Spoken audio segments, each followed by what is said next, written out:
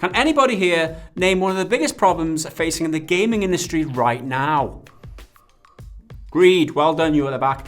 Corporate greed, in fact, is the biggest problem facing the games industry right now. Of that, I have no doubt. It is the root cause of many problems which people face within the industry and indeed outside of it. Some of these problems we're only just beginning to realize. Corporate greed will strip out content from your game in order to try and sell it back to you later on. Corporate greed will make games unnecessarily grindy so that you can pay an additional fee just to speed up progress. Corporate greed will force you to use gambling mechanics to gain in-game content for the sole purpose of milking you of every last penny which you don't have the self-control to hold on to. Increasingly in recent years, corporate greed has been altering your favorite games by stripping out features, slowing down enjoyment, and making you participate in gambling. All of this is happening for the sole reason of providing corporations additional opportunities to take money from their consumers.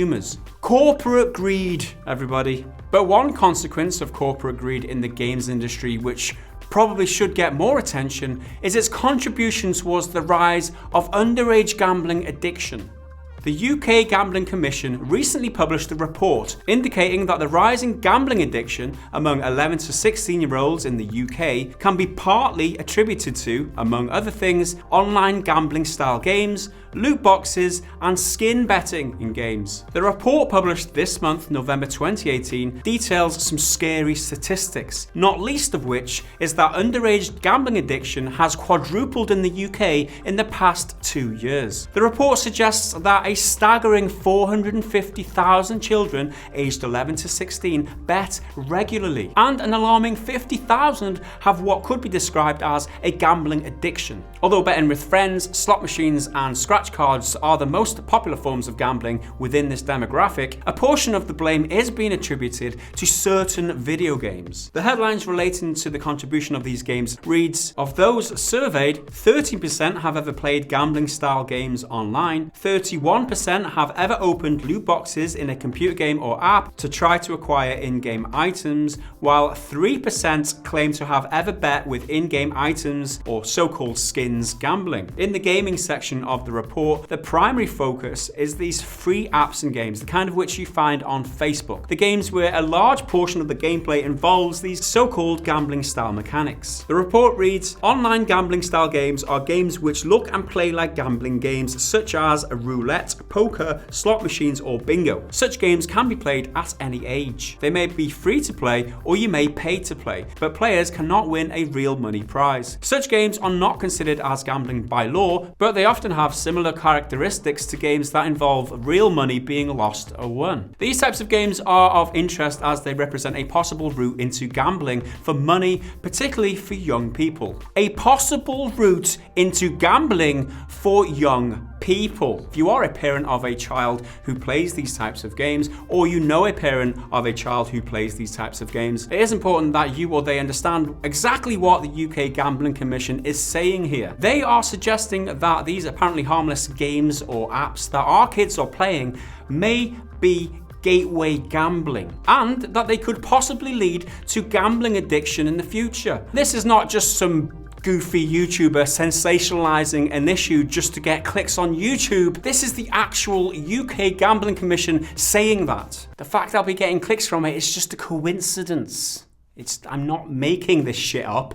The report does also specifically address the issue of loot boxes and skin betting in big budget AAA games where the gambling-like activity is maybe less of a focus of the overall game, but still no less harmful. The report reads, skins are in-game items used within some of the most popular video game titles. They provide cosmetic alterations to a player's weapons, avatar, or equipment used in the game. Skins betting sites allow video gamers to wager cosmetic items rewarded in-game or purchase purchased for real money on a digital marketplace, accessible from the UK for several years. Overall, 54% of 11 to 16-year-olds were aware that it is possible to pay money or use in-game items to open loot boxes or crates or packs to get other in-game items within the game you are playing, and 31% had used in-game items this way. The extent to which these dubious monetization methods in our video games are contributing to a rise in underage gambling may not be fully understood at this stage. The report only surveyed 2,865 people here in the UK between the ages of 11 and 16. Also, the report doesn't reflect how much the problem is affecting and exploiting regular gamers. Those gamers who might be over the age of 18 who are legal to gamble might not realise that that's what they're doing, but may suffer from issues such as compulsive behaviour, which could lead to gambling addiction just by playing games. What strikes me is that the mere fact that the UK Gambling Commission is attributing some of the blame for the rise in underage gambling addiction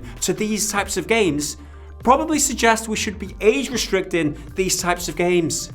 This would apply to huge AAA games such as Fortnite, Overwatch, Call of Duty, FIFA, in fact all the EA Sports games pretty much, as well as all the free mobile games which aren't age restricted but do include things such as a free daily loot box reward. These apparently harmless games may be slowly and invisibly introducing and familiarizing our children to the psychologically addictive feedback of receiving randomized rewards, otherwise known as gambling. Forcing publishers to slap an 18+ age rating on all of these games would be the quickest way to make them think twice about including these gambling mechanics in the first place. That being said, there is some progress being made on the issue, with Belgium leading the charge by outright banning loot boxes recently. They forced games such as Overwatch and CSGO to remove loot boxes entirely in the country. FIFA 18 was also determined to be in breach of the new loot box laws. However, EA have so far failed to comply and are reportedly the subject of a criminal investigation by the Brussels Public Prosecutor's Office. With the outcome of this investigation still up in the air, it isn't difficult to see why EA are so willing to fight this legislation. In 2017, it was reported that EA made $800 million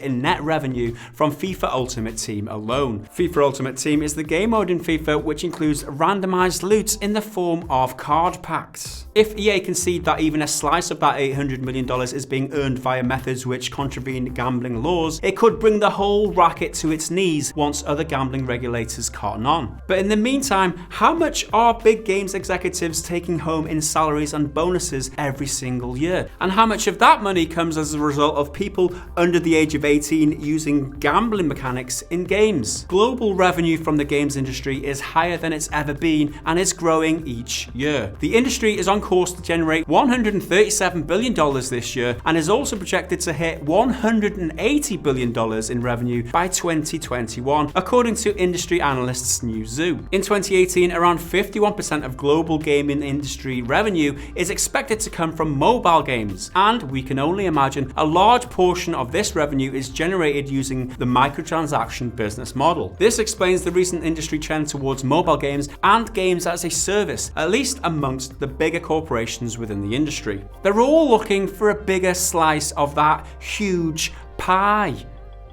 And the keywords that they're looking for are recurrent consumer spending, which is just a fancy way of saying they want more of your money. How much of the recurrent consumer spending can be attributed to gambling-like games and loot boxes is at this stage, quite frankly, of little consequence to the executives at the top eating all that pie. You only have to perform a very quick Google search to see that the top industry executives are paid eye-watering amounts of money each in salaries and bonuses every year. All this while ground floor game developers are being made to work under reportedly very poor working conditions in some instances. But that's a story for another time. Exactly how these executives sleep at night, taking home so much money, while the side effect of their greed is causing untold amount of grief to an innumerable amount of people. On a mattress stuffed with cash, I would imagine. That's how they sleep. And a pillow, just like a huge mound of cash. Just like sleeping in the cash. They probably bathe in cash. They've probably got a big swimming pool like Scrooge the Duck. They don't care about cash. They'll burn it in front of your face.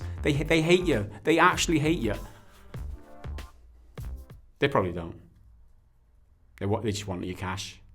The gaming industry's contribution towards the rise in underage gambling addiction here in the UK is only one of the very many consequences of corporate greed. And there is more to talk about on that topic. Unfortunately, it's outside of the scope of this one video. It's getting a bit long now already. Hopefully this video does go some of the way to raising awareness of the issue of gambling in games and their untold effect on the unsuspecting youth. If you know a parent who might need to know about these issues, feel free to share this video so that they might begin to understand the dangers and the issues that their kids might be facing but not know anything about. And if you enjoyed this video, please consider helping us produce this content by making a contribution over at patreon.com/prettygoodgaming.